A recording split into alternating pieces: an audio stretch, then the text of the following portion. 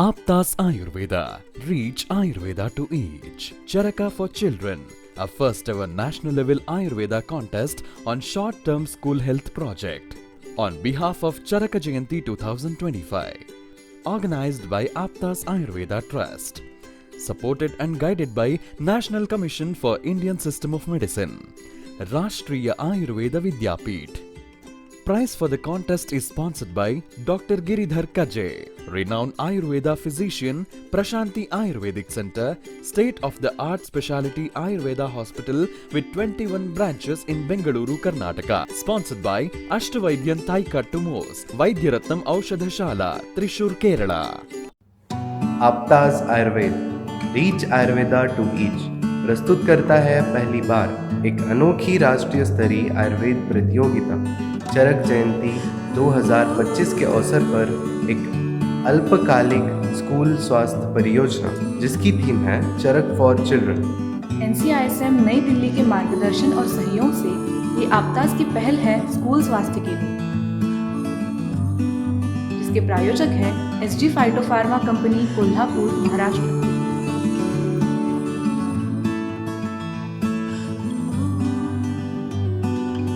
हम माननीय श्री अन्ना साहेब Dange Ayurveda medical college Ashta के विद्यार्थी हैं।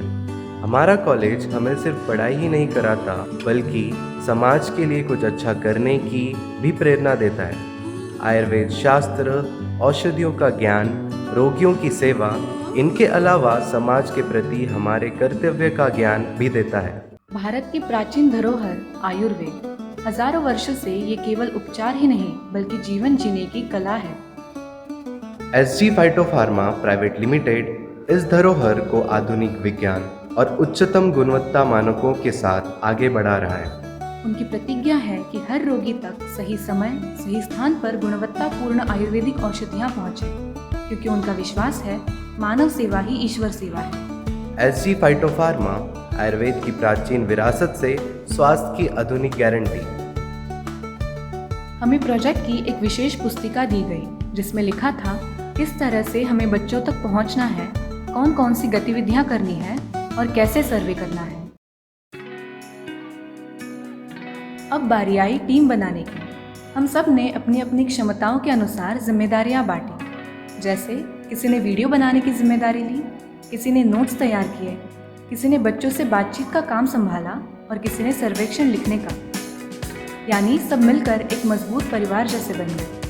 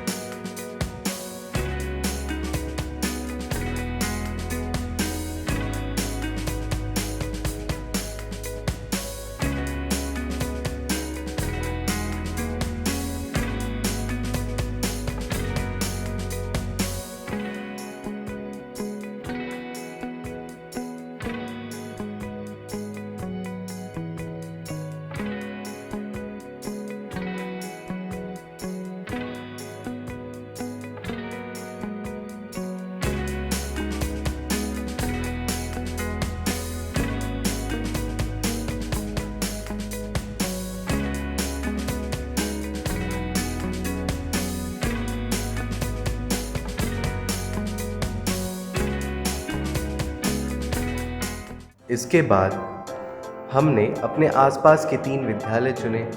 न्यू इंग्लिश स्कूल तुम, महात्मा गांधी हाई स्कूल आष्टा, हरिभाऊ महानवर माध्यमिक कारंदवाड़ी। हम वहाँ कक्षा 5वीं से 10वीं तक के बच्चों से मिले। विद्यालय में किसी भी शैक्षिक या स्वास्थ्य संबंधी कार्य की शुरुआत प्राचार्य की अनुमति से ही होती है। हमने विद्यालयों के प्राचार्य से भेंट की और उन्हें सर्वेक्षण के उद्देश्य के बारे में विस्तार से अवगत कराया और सर्वे संचालन की उनसे अनुमति ली। हमारे देश का भविष्य, हमारे नन्हे मुन्ने विद्यार्थी स्वस्थ रहे, यही हर समाज और परिवार की कामना होती है। इसी उद्देश्य से पहली विजिट के लिए हमारी टीम विद्यालय पहुंची। विद्यालय के बच्चों का चिकित्सीय परीक्षण किया गया। आयुर्वेद की परंपरा के अनुसार उनके शरीर, मन और दिनचर्या के बारे में जानकारी ली गई। बच्चों की नाड़ी देखी गई, उनकी जीवन शैली, खान पान और आदतों को समझा गया।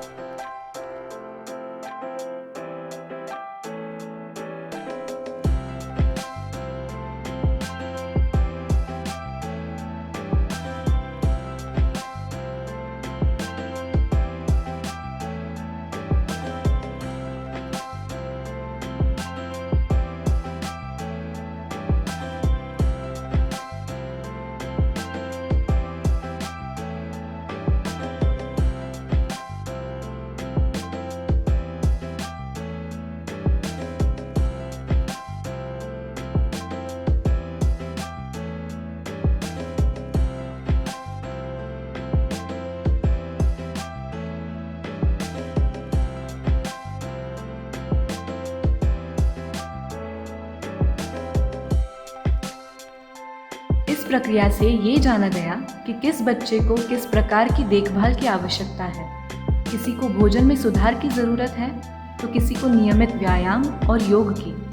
ये सब आयुर्वेद की उस मूल भावना को दर्शाता है, स्वस्थस्य स्वास्थ्य रक्षणम आतुरस्य विकार प्रशमनम। बच्चों को आयुर्वेद के सरल नियम बताए गए, समय पर उठना और सोना, संतुलित आहार लेना, योग और प्राणायाम करना और प्रकृति के साथ सामंजस्य बनाकर जीवन जीना।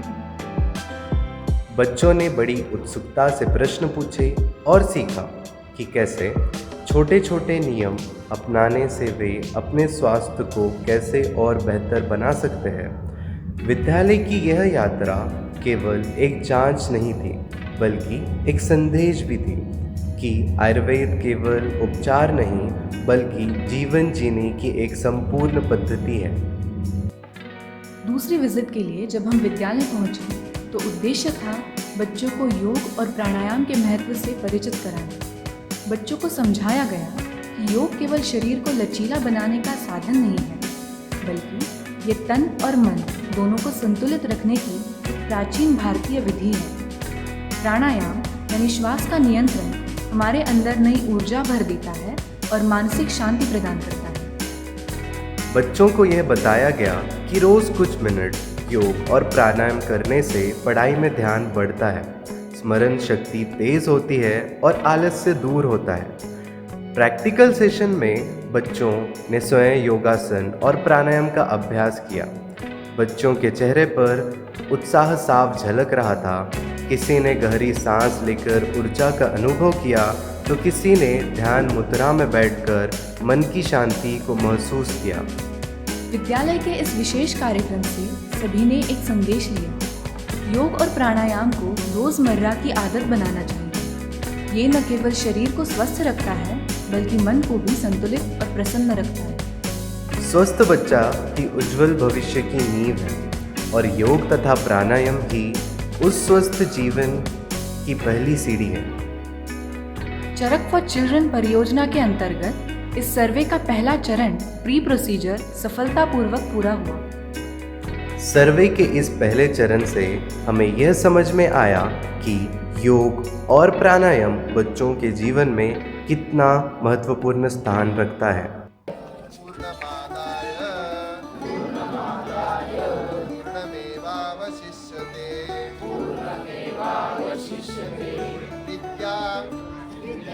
वितर्क विज्ञान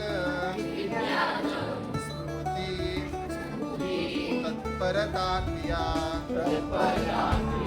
यस्यैते षड्गुणास्तस्य साधं आणि सोपं आयुर्वेदाचं एकमेव उद्देश आहे। आणि ह्यासाठी वेगळी औषधं घ्यायची गरज नाही आहे। तर आपला दिवसभरातलं जे शेड्यूल आहे ज्याला दिनचर्या म्हणतो, आपला वर्षभरातलं शेड्यूल आपण ऋतुचर्या म्हणतो, आपला रोजचा आहार जो आहे ज्याला आपण डाएट म्हणतो, आणि चौथी मेन गोष्ट आपलं मन जे आहे ते, ह्या चार गोष्टीवर जर आपण काम केलं तर आपण सगळे नक्की राहतो। आज मला चष्मा आहे, तुमच्याकडे कित्येक लोकांना चष्मा आहे। माझे केस पांढरे आहेत, तुम्ही सगळ्याचे पण केस पांढरे आहेत, प्रत्येकाचे केस गळतात, नेमक्या कोणाचे तर अक्षर पडलंय ना। मुलींचे पण केस छोटे व्हायला लागलेत, वेण्या पातळ व्हायला लागलेत, हे का व्हायला लागले रे? आजीचे केस बघितले तुमच्या किती छान आहेत। आजोबा म्हातारे झाले ते त्यांची केस त्यांच्या डोक्यावरती शाबूत आहेत आणि आपल्याला काय व्हायला लागले?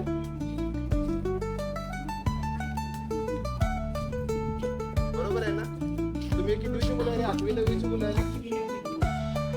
8वी 9वीला असताना आमच्या वेळेला मुलं अशी उंच उंच दिसतात, हे 5वीचे पण वय छोटे दिसतात। असं का व्हायला लागले? तर आपला डाएट हॅम्पर झाली आणि आपला शारीरिक आणि मानसिक विकास जो आहे तो विकास त्यांना अफेक्ट व्हायला लागला। यात्रा अभी जारी है। अगले चरणों में हम और नए पहलुओं को उजागर करेंगे, क्योंकि स्वस्थ समाज ही समृद्ध समाज की नींव है।